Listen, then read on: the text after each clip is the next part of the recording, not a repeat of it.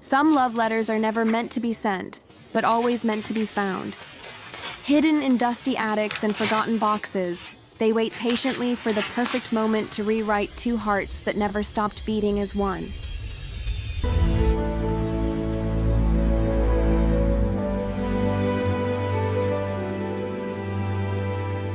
Helena Martinez sat in her pristine law office on the 32nd floor of a downtown skyscraper, staring at the divorce papers that had finally been filed that morning.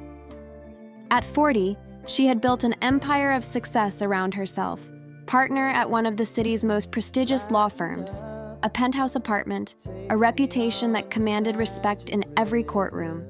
But success felt hollow when you realized you had spent 20 years married to a man who never truly saw you. The divorce had been inevitable, a slow dissolution of two people who had grown into strangers sharing a bed. Helena had thrown herself into work, convincing herself that independence was better than settling for less than she deserved. Her phone buzzed with a text from her assistant. "Your mother called. She says Lucas Riverside is back in town. His mother is sick." Helena's perfectly composed expression cracked for just a moment. Lucas. She hadn't heard that name spoken aloud in years, though it lived in a carefully guarded corner of her heart. 22 years ago, Lucas Riverside had been her best friend, her confidant, the boy who understood her dreams when no one else did. They had spent countless summer evenings talking about the future, their hands almost touching as they lay in the grass watching stars, both too young and too scared to cross the line between friendship and something more. Now he was back. Helena closed her eyes and felt 18 again, remembering the way he used to look at her when he thought she wasn't watching, the way her heart raced whenever he smiled. She had convinced herself she had moved on, built a life, forgotten. But some memories refuse to be buried, no matter how deep you dig the grave. 300 miles away in the small coastal town they had both fled after graduation, Lucas Riverside stood in his childhood bedroom, surrounded by boxes and the weight of returning to a place he had sworn never to see again. At 42, he had become everything he dreamed of as a boy, a successful architect, designer of buildings that touched the sky in cities around the world. But success meant nothing when your mother was dying, and you realized you had spent 2 decades running from the only place that had ever felt like home. Margaret Riverside had always been stubborn, refusing to leave the house where Lucas had grown up, the house where she had raised him alone after his father left when he was 12. Lucas picked up a framed photo from his old desk, him and Helena at their high school graduation, both smiling at the camera, but stealing glances at each other. Even then, there had been something unspoken between them, a current of electricity that neither had been brave enough to acknowledge. He wondered if she even remembered him, if she ever thought about what might have been. If stories of second chances and love that defies time speak to your heart, subscribe to the Untold Love Stories and join us on this journey of discovering that some connections are simply meant to last forever. Helena drove through the familiar streets of Millbrook Bay 3 days later, her hands gripping the steering wheel tighter than necessary. She told herself she was only coming home to check on her own mother, to take a much-needed break from the city. She told herself it had nothing to do with Lucas. But as she pulled into the driveway of her childhood home, she saw him.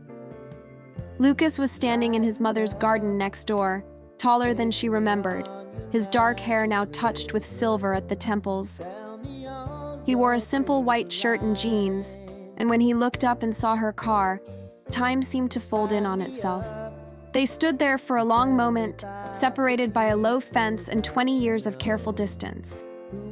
Helena felt like a teenager again, uncertain and overwhelmed by feelings she thought she had outgrown.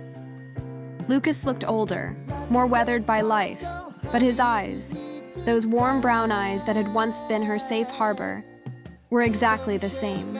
"Helena," he said softly, and her name in his voice carried the weight of every conversation they had never had, every touch they had never shared, every word they had never spoken. You look beautiful." She felt heat rise in her cheeks, annoyed at herself for blushing like a schoolgirl. "Lucas, I heard about your mother. I'm so sorry." The words felt inadequate, too formal for the boy who had once known every secret in her heart. They made small talk about his mother's condition, her law practice, the changes in their small town, dancing around the elephant in the room, the fact that seeing each other again felt like coming home and running away at the same time. That evening, Helena couldn't sleep. She found herself standing at her childhood bedroom window, looking across at the house where Lucas was probably lying awake too. Some connections transcend time and distance, and theirs had always been one of them. She wondered if he felt it too. This pull, this recognition, this sense that no matter how much they had both changed, something essential between them remained untouched. Over the next few weeks, Helena found herself making excuses to stay in Millbrook Bay longer than planned. She was helping her mother with some legal matters, she told her firm. She needed time to process her divorce, she told herself. But the truth was simpler and more complicated. She couldn't leave Lucas again. They fell into an easy rhythm of shared coffee on his mother's porch, walks along the beach where they had spent so many summers, conversations that skimmed the surface of deeper waters. Lucas told her about his failed marriage to a woman who loved his success more than his soul. Helena shared the loneliness of her own marriage, the way she had slowly disappeared into someone else's expectations. "I used to wonder what would have happened," Lucas said one evening as they watched the sunset paint the sky in shades of rose and gold. "If I had been braver back then. If I had told you how I felt before we both left for college." Helena's heart stopped for a moment. So he had felt it too. That electricity, that possibility that had hummed between them all those years ago. "We were kids," Helena replied, though her voice caught slightly. "We thought we had all the time in the world." But even as she said it, she wondered if youth had been an excuse or if they had simply been too afraid of ruining the most important friendship either of them had ever known. The comfortable distance they had maintained began to crack. Helena noticed the way Lucas's eyes lingered on her face when he thought she wasn't looking. Lucas felt the familiar flutter in his chest whenever Helena laughed, the same feeling that had made him tongue-tied at 17. They were both more cautious now, scarred by marriages that had promised everything and delivered loneliness. "I don't know if I'm brave enough for this," Helena admitted one afternoon, as they sorted through some of his mother's belongings. "For whatever this is between us, I just got out of a marriage where I lost myself completely. I don't know if I have anything left to give." Lucas understood. They were both wounded, both afraid of risking their hearts again. But some forces are stronger than fear. When Margaret Riverside passed peacefully in her sleep on a Tuesday morning, Helena was the first person Lucas called. She came immediately, holding him as he cried for the loss of the woman who had raised him, and for all the time they would never get back. In that moment of grief, their carefully maintained barriers began to crumble. After the funeral, Lucas faced the overwhelming task of going through his mother's house. Helena offered to help, and together they began the bittersweet process of sorting through a lifetime of memories. In the attic, among boxes of Christmas decorations and photo albums, they discovered something that changed everything. It was an old shoebox, faded and tied with a ribbon that had once been red, but had faded to pale pink. Inside were dozens of letters, all in Lucas's handwriting, all addressed to Helena at her college dormitory. None of them had ever been sent. Helena's hands trembled as she picked up the first one, dated September 15th, their freshman year of college. "Lucas," she whispered, "what are these?" He had gone pale, recognizing the box he had forgotten existed. "I wrote to you," he said quietly. "Every week for 2 years. I wrote everything I couldn't say when we were together, everything I was too scared to tell you, but I never had the courage to send them." With shaking hands, Helena opened the first letter. Lucas's 18-year-old handwriting filled the page. "Dear Helena, I miss you more than I thought it was possible to miss another person. I keep starting to call you then hanging up because I don't know how to tell you that I think I've been in love with you since we were 16. They sat there in the dusty attic, reading letter after letter that chronicled a love that had been real, deep, and completely unspoken. Lucas had written about missing her laugh, about seeing her in every sunset, about wondering if she felt the same pull he did whenever they were together.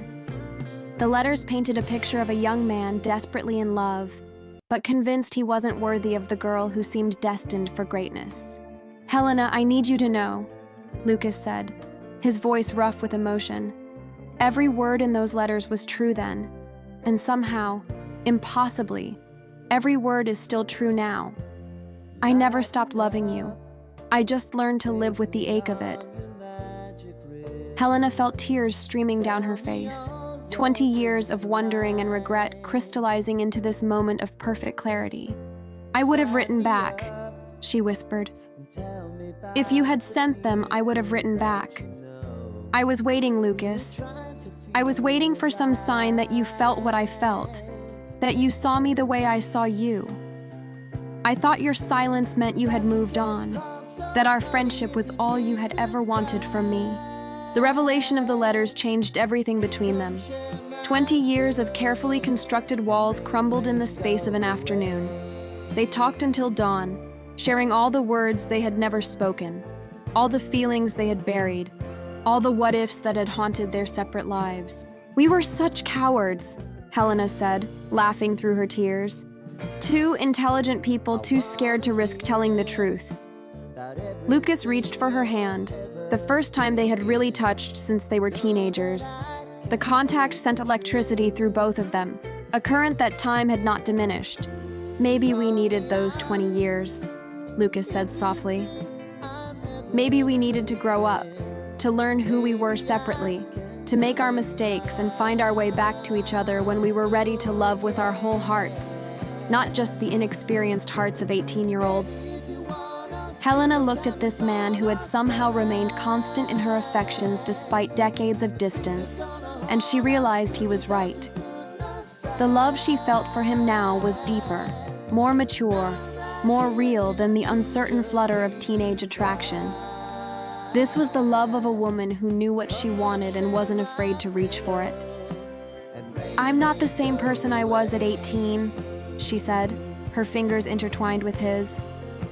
"I've been married, divorced, broken, rebuilt. I have battle scars and trust issues and a successful career that I'm not willing to give up for anyone." Lucas smiled, the same warm smile that had captured her heart all those years ago. "And I'm not the insecure boy who was too afraid to send love letters," he replied. "I'm a man who's learned that life is too short to waste on fear, too precious to spend loving someone who doesn't love you back. I want to love you exactly as you are, Helena. All of you. Your success, your scars, your strength, your stubbornness. I want to build something real with the amazing woman you've become." As the sun rose over Millbrook Bay, painting the sky in shades of hope and possibility, Helena and Lucas made a decision that had been 20 years in the making. They would not let fear or past mistakes rob them of the love they had always been meant to share.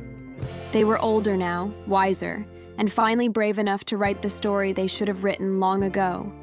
6 months later, Helena had restructured her law practice to work remotely from Millbrook Bay, taking only the cases that truly mattered to her. Lucas had opened a small architectural firm in town, designing sustainable homes that honored the coastal landscape he had always loved. They were building a life together, slowly and deliberately, with the patience that comes from knowing that real love is worth waiting for. On a warm Saturday morning, Helena found Lucas in his mother's garden, which they had decided to restore together. He was planting roses, red ones, like the ribbon that had tied together all those unsent letters. When he saw her watching, he smiled and held up a small wooden box. "I have something for you," he said, his eyes twinkling with the mischief she remembered from their teenage years.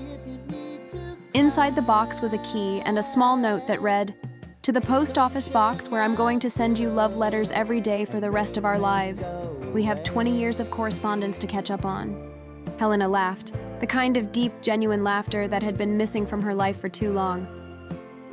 Are you going to actually send them this time? She asked, wrapping her arms around his neck. Every single one, he promised, kissing her forehead. And I'm going to write them so that our grandchildren can read them someday, and know that true love always finds its way home. That evening, as they sat on the porch where they had shared so many conversations, Helena reflected on the strange journey that had brought them back to each other. Sometimes love arrives early, before we're ready to recognize it. Sometimes it arrives late, after we've learned to live without it. But sometimes, if we're very lucky, love arrives exactly when we need it most, mature, tested, and finally ready to be fully embraced. Lucas pulled out a pen and a piece of paper. "What are you doing?" Helena asked. "Writing you a love letter," he said simply. "The first of many." This time, Helena thought with a smile, she would write back. This time, they would not let fear or time or distance keep them from the love they were always meant to share.